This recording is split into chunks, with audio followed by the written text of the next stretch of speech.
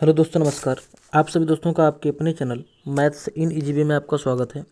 जैसा कि आपको पता है, मैं आप लोगों के लिए आपके अपने चैनल मैथ्स इन ईजीबी में मैथ क्लास लेके आता हूं, जो कि आपके कम्पिटिटिव एग्जाम के लिए इम्पॉर्टेंट होता है। और इसमें इस समय आप लोगों के लिए एनटीपीसी के लिए अंडर ग्रेजुएट की क्लास चलाई जा रही है, जिसमें वही क्वेश्चन मैं लेके आ रहा हूँ जो आपके एग्जाम पॉइंट ऑफ व्यू से 100% मोस्ट इंपॉर्टेंट है। तो चलिए हम देर ना करते ही वीडियो को स्टार्ट करते हैं। तो यहाँ पे हमारा पहला क्वेश्चन क्या है, यहाँ पे देख सकते हैं। इफ़ a प्लस बी बराबर 13 and b minus A equal to 1 then find a and b। अब इसमें क्या है, यदि a प्लस बी बराबर 13 है, b माइनस ए बराबर 1 है, तो a तथा b का मान हमें यहाँ पे बताना है। तो इसको हमको सॉल्व कैसे करना है, इसको आप ध्यान से समझिएगा। क्वेश्चन आसान है, कन्फ्यूजन लोगों को हो जाती है। इसमें क्या क्या है समझिएगा ध्यान से। जैसे ये लिखा है b minus A equal to में 1 लिखा है, ठीक है। अब ये जो a प्लस बी लिखा है, इसी के फॉर्म में हमें इसको भी ऐसे लिख लेना है, क्योंकि प्लस में हम इधर उधर करके आराम से लिख सकते हैं। अब इसको सॉल्व करेंगे, 13 ही रहेगा ऐसे। अब इसके बाद ये हमारा दो इक्वेशन बन गए, पहला है ये दूसरा है, ठीक है।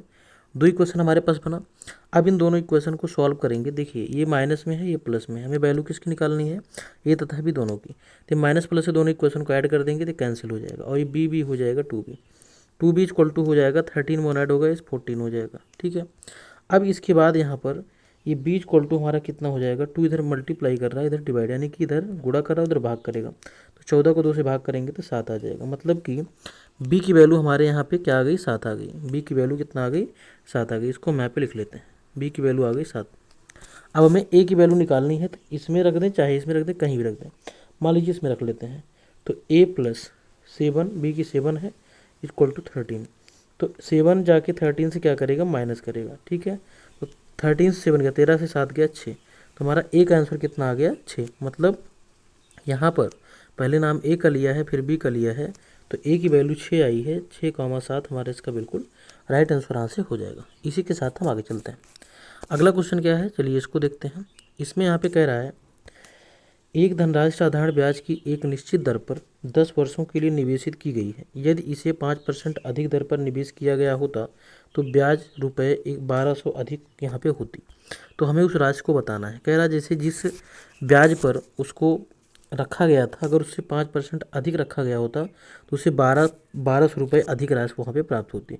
तो हमें बताना है कि वो जो है राशि कितना है। तो यहाँ पे समझिएगा, अगर एक साल में उसको 5% मिल रहा है, तो यहाँ पे 10 साल में कितना मिलेगा, 10 साल में मिलेगा 10 गुणे 5 यानी कि 50%। कितना मिलेगा, 50%। और ये 50% एक्स्ट्रा जो है, ये हमारा बराबर कितने के है, 1200 के, ठीक है। तो अगर 50% 1200 के है, तो 1% कितना हो जाएगा, 1200 बटे 50। तो हमें कितने का निकालना है, 100 का, क्योंकि पूरी वैल्यू हमारी होती है 100%।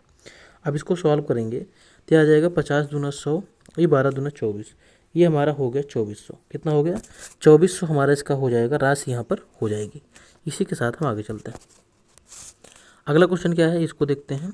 यहाँ पे कह रहा है, यदि 40 किलोमीटर प्रति घंटा की गति पर कोई कार दौड़े तो वह 4 घंटों में एक नियत दूरी तय कर देती है। 1.5 घंटे में उसी दूरी को तय करने के लिए उसकी गति क्या होनी चाहिए, हमको ये बताना है, ठीक है।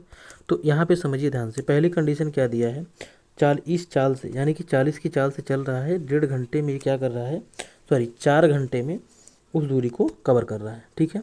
तो कह रहा है 1.5 घंटे में उसी दूरी को तय करने के लिए चाल यहाँ पे क्या होनी चाहिए। तो पहले हमें यहाँ पे क्या निकालना है, दूरी। क्या निकालना है, दूरी। दूरी हम दिखाते हैं डी से, और दूरी बराबर होता है चाल गुणे समय, यानी कि स्पीड इनटू टाइम, ठीक है। अब यहाँ पे यहाँ की स्पीड कितना है, 40 है, और यहाँ पे टाइम कितना है, 4 घंटे, ले 4 से इसको हम गुणा कर दिए। अब इसको यहाँ पे सॉल्व करेंगे, 4 चौके 16, हमारा हो गया 160। कितना हो गया, 160 किलोमीटर हमारी इसकी आ गई दूरी, ठीक है। अब अगर 160 हमारी इसकी दूरी आ गई, कितना, 160, डी हमारी आ गई 160 किलोमीटर, ये आ गई, ठीक। अब इसके बाद कह रहा है कि उसी दूरी को 1.5 घंटे में तय करना है। कितने में, 1.5 घंटे में। अब अगर 1.5 घंटे में तय करना है, तो यहाँ पे चाल बराबर क्या होता है, दूरी बटे समय। कितना, दूरी बटे समय, तो 1.5। अब इसी को हमें सॉल्व कर लेना है, जीरो जहाँ जीरो बढ़ जाएगा। अब यहाँ पे क्या हो जाएगा, 15 चौके 60, 15 चौके 60, ये हो गया। इसके सॉरी यहाँ पे 15 के 15, 160 बटे 1.5 हमारा।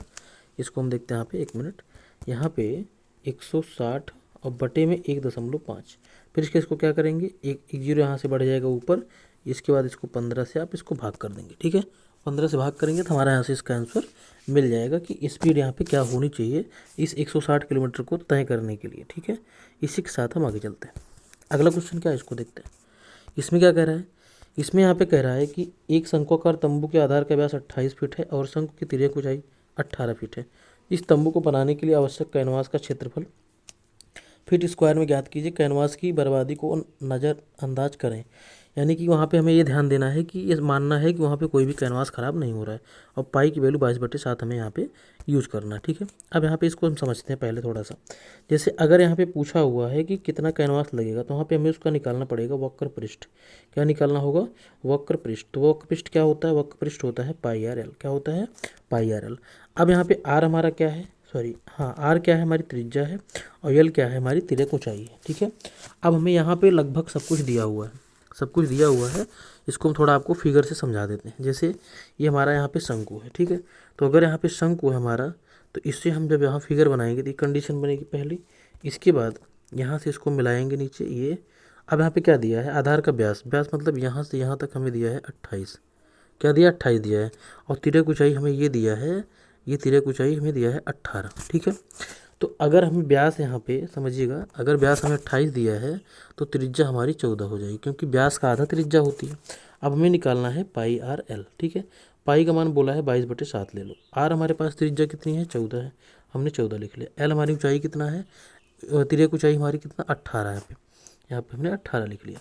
ये 7 दूनी 14 हो गया, हमारे पास आया कितना 22 × 2 × 18। ठीक है, अब इसी को आपको कर लेना है गुणा। इसको जब आप गुणा कर लेंगे इसको, तो यहाँ से आपको इसका आंसर यहाँ से मिल जाएगा। इसी के साथ हम आगे चलते हैं। अगला क्वेश्चन क्या है इसको देखते हैं। इसमें कह रहा है किसी मिश्रण में रेत और सीमेंट का अनुपात आरंभ में 9:2 तथा था। मिश्रण में अलग से 20 किलो रेत और 10 किलो सीमेंट मिलाने के बाद रेत और सीमेंट का अनुपात 4:1 हो गया। मिश्रण में सीमेंट की आरंभिक मात्रा कितनी थी, हमें ये बताना है। ठीक है, तो इसको कैसे करना है, सिंपल सा। यहाँ पे जैसे अनुपात में दिया है 9 और 2, तो ये हमारा हो गया 9x और 2x, ये बन गया। ठीक है, अब इसके बाद कह रहा है कि यहाँ पे मिश्रण में अलग से 20 किलो रेत और 10 किलो यहाँ पे सीमेंट मिलाई गई। तो पहले नाम किसका लिया, रेत का, फिर सीमेंट का। तो 20 किलो रेत, तो रेत हमारा ऊपर आ गया, ये हो गया। और फिर हमारा यहाँ पे सीमेंट कहाँ गई, नीचे, यहाँ पे 10 किलो नीचे आ गया। और बराबर पूरा मिला के इसका जो कंडीशन यहाँ पे बनी, ये बनी हमारी यहाँ पे अनुपात इसका कितना हो गया 4:1। इसको हम 4:1 लिख लिए। ठीक है, अब इसको करेंगे सॉल्व। तो ये 1 से गुणा होगा तो 9x प्लस में 20 ही हो जाएगा। और बराबर में जब इधर गुणा करेंगे 4 से, तो 4 दूनी 8x हो जाएगा और प्लस में 4 धाम में 40 हो जाएगा। ठीक है, अब इसको आगे सॉल्व करते हैं। 9 से 8 जाएगा, x आ जाएगा, और 40 से 20 जाएगा, 20 आ गया। x की वैल्यू हमारी कितना आ गई, 20 आ गई।